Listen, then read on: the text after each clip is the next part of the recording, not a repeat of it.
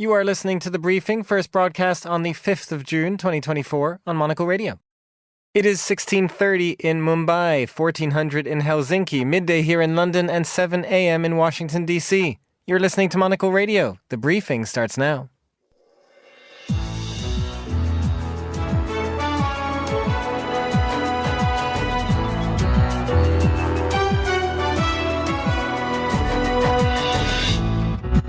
Hello and welcome to The Briefing, live from Studio One here at Midori House in London. I'm Chris Chermak. Coming up on today's program, India's surprise election result leaves Narendra Modi's party without an outright majority. We'll explore the impact of that on India's politics going forward. After that. So today, I'm moving past Republican obstruction and using the executive authorities available to me as president to do what I can on my own to address the border. Joe Biden clamps down on immigration with 5 months to go until the 2024 presidential elections. We'll get the latest on the polls and campaigning for the bitterly contested rerun of 2020. We'll also get the latest business headlines. We'll have an update from the NATO Secretary General's visit to the alliance's newest member, Finland. And finally, Stefanos Kasselakis, a fresh face in Greek politics, and the Prime Minister have been embroiled in a war of words stemming from anything Kasselakis can throw at him. But most prominently, the pressing issue of the true price of feta cheese. Pressing issue indeed. We'll hear what's grabbing voters' attention in Greece and Poland in our latest EU elections series. All that right here on The Briefing with me, Chris Chermak.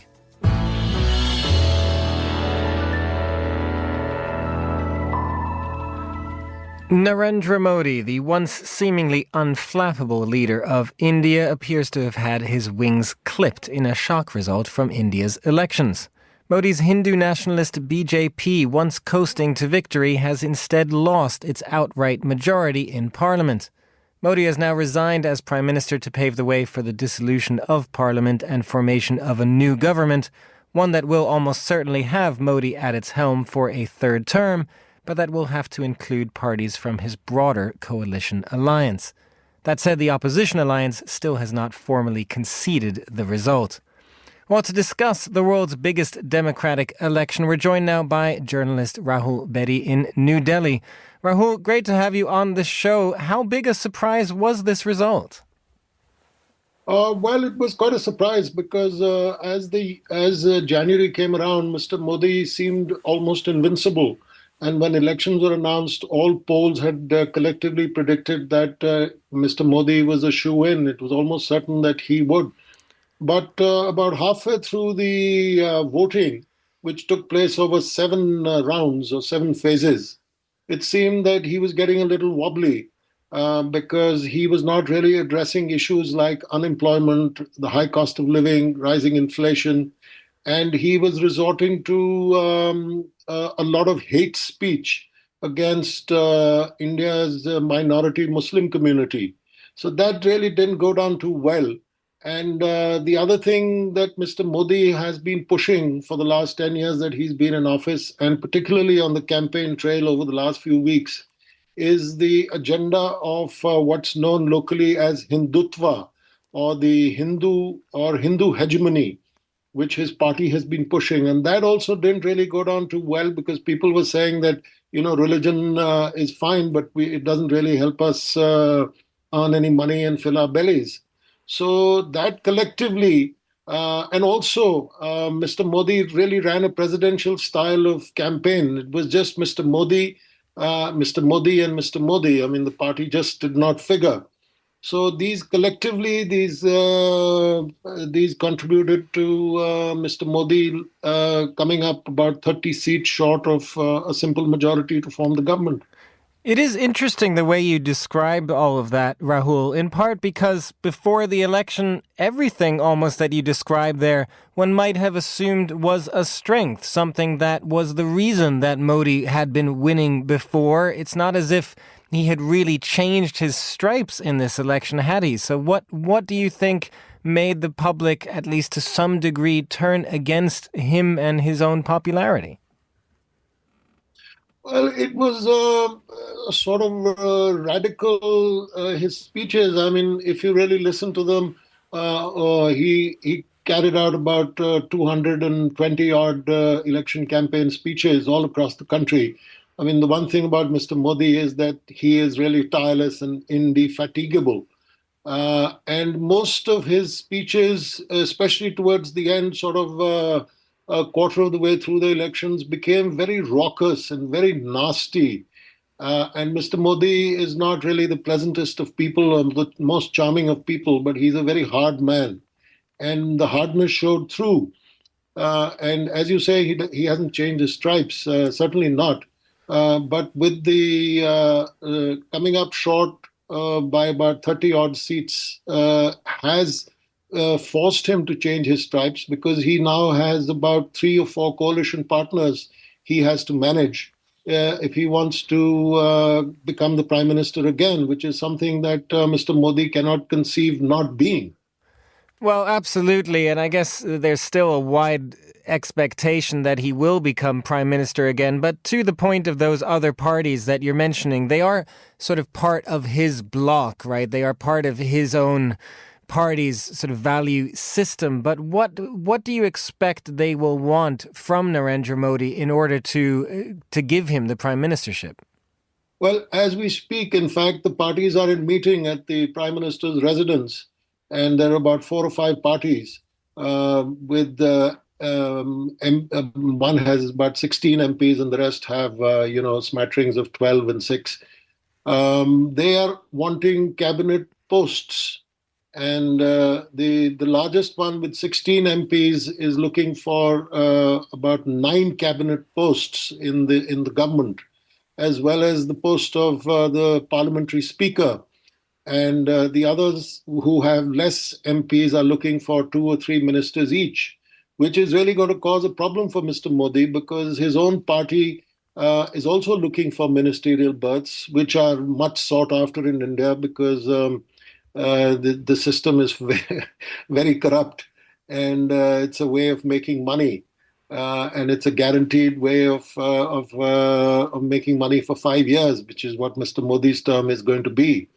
So this is going to cause a lot of problems to Mr. Modi, and his negotiating skills to accommodate people are at a discount, because Mr. Modi is used to having his own way.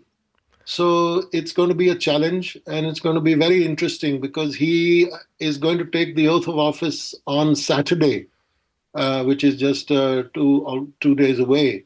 So he has to clinch the thing in the next, clinch his cabinet and clinch his coalition within the next 48 hours. That is a very fast time to try and clinch a coalition. I wonder if you could also describe what this might then mean for Narendra Modi's sort of policy approach. Is there a lesson that he will have drawn from this and that he will take into a third term, either because these other parties sort of demand it of him, or just something that he has realized perhaps that he is doing wrong? Well, I think your last statement does not apply to Mr. Modi, because over the last 10 years, Mr. Modi has done no wrong. And he never admits to doing any wrong. And over the last 10 years as Prime Minister, he has never ever said that he has done wrong. So it's going to be difficult for him to concede any territory to his coalition partners, because he has never worked with one. And I don't think with the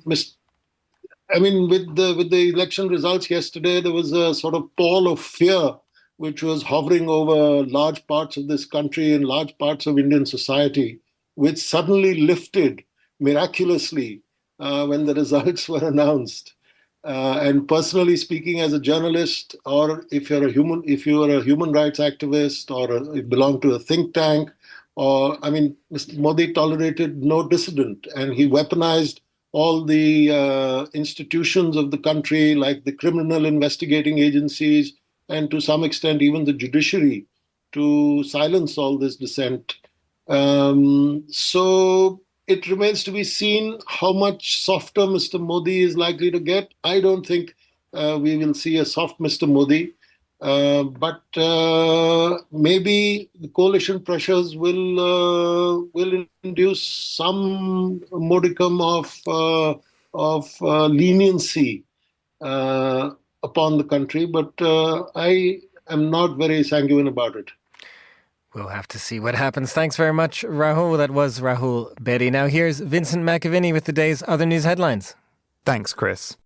South Korea's National Intelligence Agency has detected signs of North Korea recently destroying parts of the north side of the Inter-Korean railway line on the east coast. North Korea has focused on removing unification references since its leader Kim Jong-un defined inter-Korean relations as a relationship between two hostile countries at year-end party meetings. A team of senior US negotiators headed by William Burns, the director of the Central Intelligence Agency, is back in the Middle East in the latest effort to secure a ceasefire in the Gaza war based on a June 1st plan by US President Joe Biden. Hamas have not formally rejected Mr. Biden's proposals. To promote marriage and address the chronically low birth rate, the Tokyo Metropolitan Government is releasing its own dating app. Users will have to undergo a thorough registration process, which will require them to submit documentation to prove they are legally single and sign a letter confirming their willingness to get married. Those are the day's headlines. Back to you, Chris. Thanks very much, Vincent. From election results in India to an election preview for the United States, because it is now 5 months until November's presidential election that will see a repeat of Trump-Biden 2020. So we're going to take a little bit of a step back from the day-to-day court cases and campaign news to see where things stand. Washington, D.C.-based correspondent Simon Marks joins us now for an overview. Simon, great to have you on the show. What are the polls saying at this point in the race? Well, the polls, Chris, are very much indicating that this race currently is too close to call. But worryingly for the White House, they're also indicating that support for former President Donald Trump is still standing up, despite those guilty verdicts in his criminal case in New York last week. If you look at the national polling data, it suggests that Donald Trump currently has a roughly 2-point lead over Joe Biden nationally, 41 to 39%. And agonizingly for both men, the third-party candidate, Robert F. Kennedy Jr., is polling just shy of 10%, indicating that he is taking extremely valuable votes. And both the White House and the Trump campaign are devoting time and indeed have staff entirely focused on how to try and win some of those key votes back from Robert F. Kennedy Jr. But the contours of this race really have not changed very much over the course of the last 4 or 5 months, with another 5 months still ahead of us, despite the fact that President Joe Biden has poured money, $30 million, into the key battleground states, those states that sometimes vote Republican, sometimes vote Democrat, always decide the outcome of the presidential race. Joe Biden has engaged in a very early blitzkrieg in those battleground states, and only in one state, Wisconsin, has he managed to overturn the lead that Donald Trump was enjoying there before that $30 million in expenditure began. So this is all still very confounding for the Biden White House. Democrats, of course, would love to imagine that this election was not even close, that Joe Biden was going to romp to victory in November, but they certainly cannot imagine that given the current state of the polling. Now, Simon, for international listeners in particular who might be shaking their heads at this point, can you go into a little bit for us what your impression is of why the sort of big-ticket international items that we might be talking about here, whether it is Donald Trump's denial of election results from 2020, the fact that he has been convicted of a crime in the United States, just the sort of the general sense that democracy is on the line in this race. Why does none of that appear to be having a huge impact on the actual race and the polls themselves? Well, that is a real conundrum for the White House and something that they intend to hammer away at between now and November, because defenders of President Biden say that this election needs to be all about the future of democracy. And it was notable that on Tuesday here in Washington, D.C., the president actually defined his opponent as a convicted felon. So they are going to try and find a way of making that one of the central issues in this election campaign. But as you know, Donald Trump has redefined the meaning of enjoying sort of Teflon protection. He has continued throughout his political career since the very moment he walked down that escalator at Trump Tower in 2015 and first declared himself a candidate for the presidency to rewrite all the rules of American political campaigning. In any previous era, the conviction of Donald Trump at that trial in New York last week would have been the final nail in his political coffin.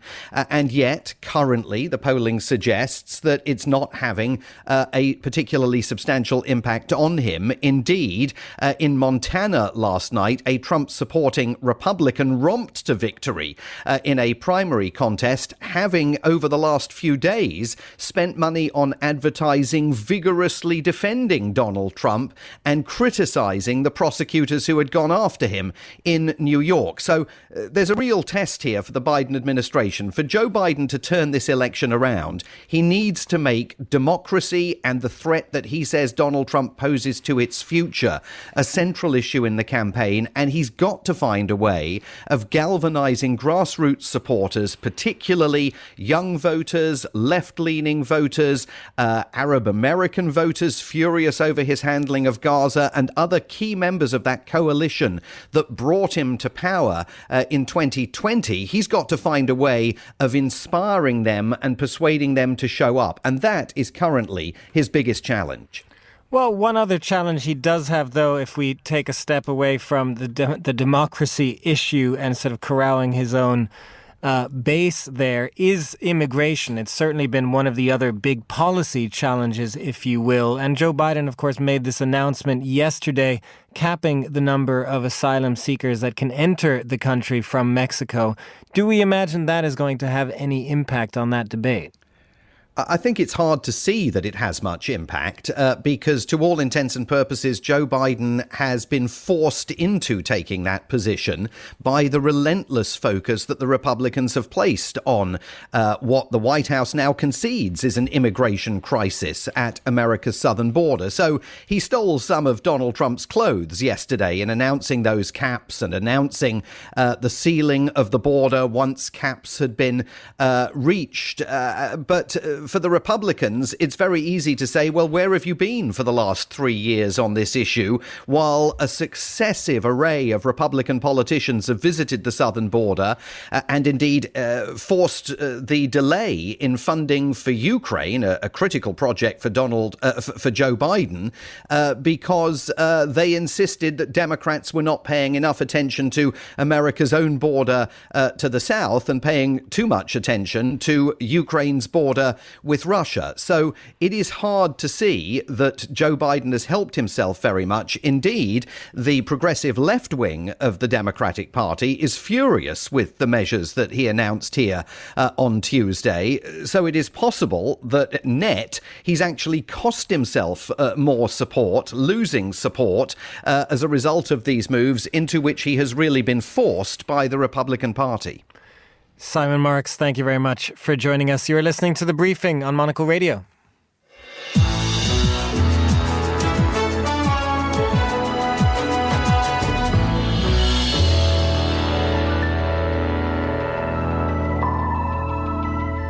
You are back with The Briefing. I'm Chris Chermak, and it's time to check in on the latest business news with Bloomberg's Ewan Potts. Ewan, always good to have you on the show. We're going to start with pressure coming from activist investors for companies to abandon their London stock market listings. Hello, Chris. Yeah, the first TV debate of the UK election campaign took place last night. But the debate in the City of London, the capital's financial district, is over the future of the country's stock market. Now, Bloomberg understands that activist investors, those are investors who buy significant stakes in companies in order to change the way that they're run, have been trying to convince companies to move their listings away from London. Now, sources we've spoken to say that hedge fund Third Point has recently urged a number of big companies, big British businesses, to move their listing from London to New York. Sevian Capital last year pressured building materials supplier CRH to move its main listing across the pond. And since it did so, its market value has gained by about $17 billion. So I think they'll chalk that up as a win. It's also been lobbying for education publisher Pearson to follow suit. And there are lots of other examples as well. So I guess the question is, why have they got it in for London? Well, quite simply, it's about the massive valuation gap. Companies in the US on the S&P 500 trade on a forward PE of around 21. That's a commonly used multiple of price to earnings. It's a good way of valuing companies, seeing how expensive the stock is. In the UK, that number is about half of that. So on that crude metric, companies are valued twice as highly in New York as they are in London. It is probably fair to point out that some of that is down to the composition of the indexes. The S&P 500 in the US is quite tech heavy. All the biggest companies are those very valuable tech companies we've spoken about, who have lots of growing earnings and are very highly valued by investors. The FTSE in London is a bit more old fashioned. There's lots of banks and natural resources companies, oil majors, mining companies, etc. So those are generally valued less highly than the tech stocks. But even if you allow for that, companies in the UK trade on much lower multiples. They are much cheaper. Now, that's maybe good if you're a bargain hunting investor, but it's not so good if you're a company wanting a higher share price. Now, Ewan, on the one hand, there is this push you're describing to move away from London, but there is also one larger potential share listing on the horizon. Tell us about that. Yeah, the company is called Shein. And if you're a buyer of fashion, probably a young buyer of fashion who uses social media a lot, you will know exactly the company that I'm referring to. Now, if you're not, you've probably never heard of them. But Shein is big. We understand the listing could be valued at £50 billion, $64 billion, and that would make it one of the UK's biggest ever share offers. The company specialises in what you might call very fast fashion. It advertises its wares, which are very cheap, on social media and has a very rapid supply chain, producing and dispatching clothes extremely fast.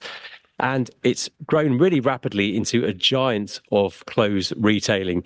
It's faced criticism from campaigners over labour conditions and encouraging overconsumption. The company says it takes its responsibilities seriously and complies with the law in the countries that it operates in. Now, Shein was started in China, although its HQ is now in Singapore. And therein lies the key reason, or one of the key reasons, that London is so attractive. And that's because the company has judged that a New York listing is unlikely to be approved by regulators, given the heightened scrutiny by America of Chinese companies at the moment. London, it seems, has been altogether more welcoming, with both the Conservative government and the Labour opposition having reportedly met with the company. So potentially this is one to mark down as a win for London. A win, strange win, but a win nonetheless for London there. Ewan Potts, thank you very much. You are listening to The Briefing on Monocle Radio.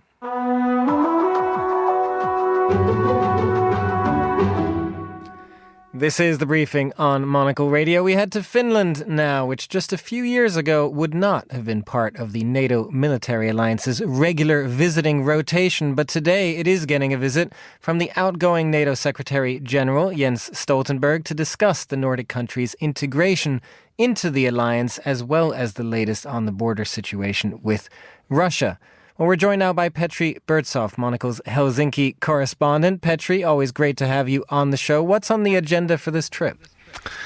Yes, good afternoon, Chris. So Stoltenberg, Secretary General of NATO, is arriving later today, and on his first day of visit, he's going to have a dinner with Finland's President Alexander Stubb and the Prime Minister Petteri Orpo, and then tomorrow on Thursday, which is sort of the main day, he's going to be meeting some of the key ministers and also the commander of the Finnish armed forces at the headquarters of the Finnish military, which is of course a highly symbolic visit. On the agenda in terms of the content of the talks is of course Ukraine, as always. Drawing up defense plans for NATO's sort of northern and eastern flank, and then obviously also NATO's upcoming summit in Washington, D.C. Later this summer. Now, what has been happening on that eastern flank? What can you tell us about it? I know NATO has been focused on sending battalions also to the Baltic nations to upgrade their defenses, but what is Finland looking for there? Now, obviously, ever since Finland joined, we've seen pretty much regularly ongoing military exercises in Finland by lots of troops from various NATO countries. We've seen B-52s patrolling and exercising in the Baltic Sea. So this is very much, of course, to practice that interoperability, but then also to send a signal to Russia that NATO is here. And Finland has been lobbying really hard to get more troops to Finland, to get permanent NATO troops to Finland. There's talk of establishing a ground force sub-headquarters on the Finnish soil, meaning permanent NATO troops in the country. It was recently announced that Finland will move in the future under the Joint Force Command Norfolk, based in the US, along with Norway and Iceland. It's, of course, currently under the Brunssum headquarters command in the Netherlands. So this move, which is yet to be fully confirmed, but has been pretty much sort of between the lines confirmed by NATO, moves Finland under the command of the US troops, and also sort of sends a signal to NATO's adversaries that the eastern flank and the northern dimension of NATO is a key priority in terms of defense. So that's how sort of Finland will be integrated into NATO and protecting that eastern flank. But I wonder if you could also tell us just about what, if anything, is happening on the Russian border with Finland currently. There were a lot of issues in the past over migration and different factors there. What's the situation currently? Yeah, that's correct, Chris. So we remember towards the end of last year, we saw thousands of asylum seekers enter Finland in the middle of the cold winter over the land border between Finland and Russia, which led to Finland completely shutting the land border. And it's basically kept the land border shut ever since. So there is no border crossing open between Finland and Russia. And this has resulted in a drastic drop in arrivals of asylum seekers, bringing, I would say, the number close to zero. We've seen some arrivals, but very, very minimal. Finland, of course, accusing Moscow of weaponizing migration and assisting in transporting asylum seekers to the Finnish border. And not only that, but we've seen Finland again building more and a stronger fence on its Russian border and increasing the patrols on that border, and then also the Finnish government introduced quite a drastic border law, which is yet to be fully ratified by the Finnish parliament. But basically, this new border law would allow Finland to push back asylum seekers from the border. And this is sort of a precedent because, obviously, this is in breach of Finland's international commitments towards refugees and asylum seekers. But Finnish Foreign Minister Elina Valtonen, for example, has said that this is sort of a precursor of what the EU as a whole might be doing. But it's going to be interesting to see, first of all, if this law will actually enter into force, and then secondly, if other sort of Eastern EU countries will follow suit. Petri Bursov, thank you very much for joining us. You are listening to Monocle Radio.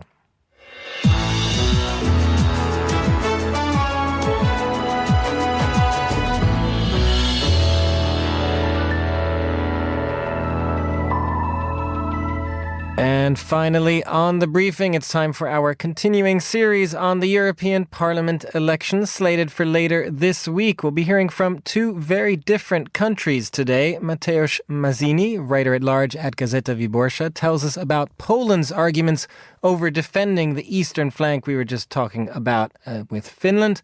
And then Monocle's own Manos Papavasileou fills us in on a curious fight over feta cheese in Greece. Elections?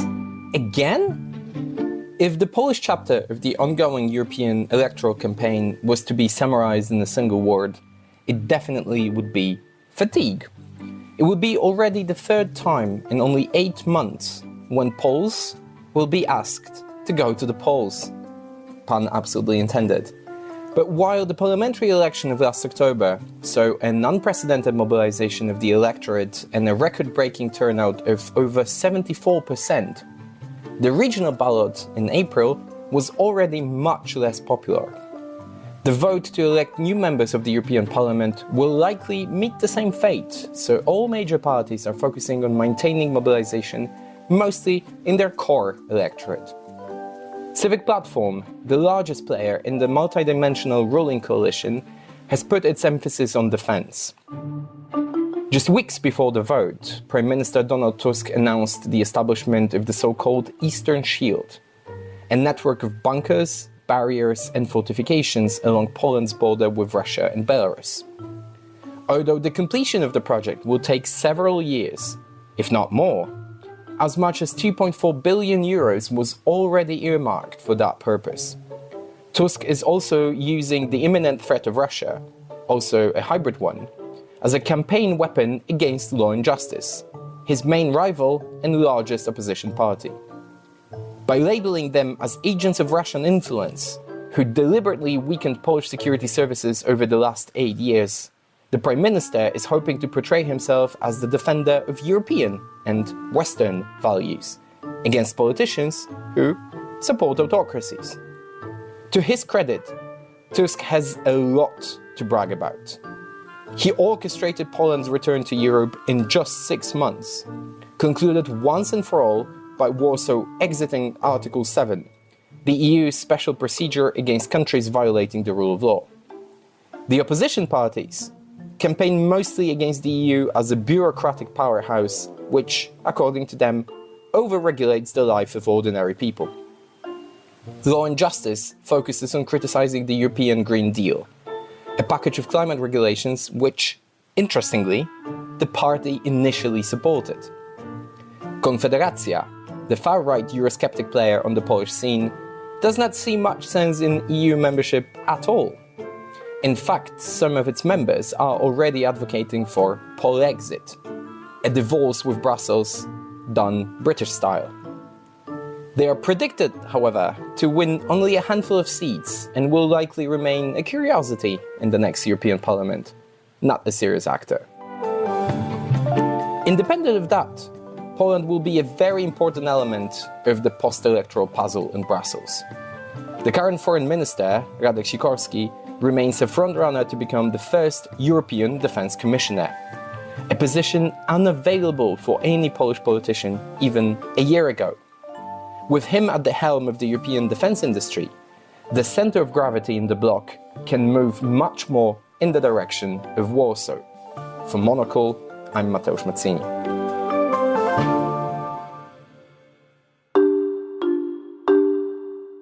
Greeks are heading to polls this Sunday for the European Parliament election, and although these won't decide the next party to rule the parliament, the top political parties treat it as such.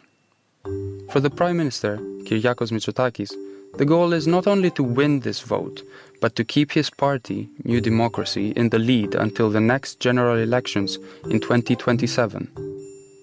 And, as it appears, according to the latest polls, he will probably achieve it. New Democracy is polling ahead in a very comfortable position, with 28.5% of the votes, and they will likely elect 7 to 8 MEPs. The second place is contested between the main opposition, left-wing Syriza, which is led by Stefanos Kasselakis, and the center-left PASOK, which is led by Nikos Androulakis. Stefanos Kasselakis, a fresh face in Greek politics, who only took the reins of his party last September, is definitely feeling the pressure to maintain and even bolster Syriza's second-place position. Over the past week, he and the Prime Minister have been embroiled in a war of words, stemming from anything Kasselakis can throw at him, from challenging Mitsotakis' personal wealth to how New Democracy funded its political campaign, but most prominently, the pressing issue of the true price of feta cheese. Arguably, both men are wealthy, but Kasselakis' attack focuses on the fact that the Prime Minister amassed his wealth by being a career politician while he, a previously registered Republican in the US and an entrepreneur who lived in Miami up to last year, claims that his wealth comes solely from his own business ventures. It's a rhetoric similar to that of Donald Trump in the US against career politicians.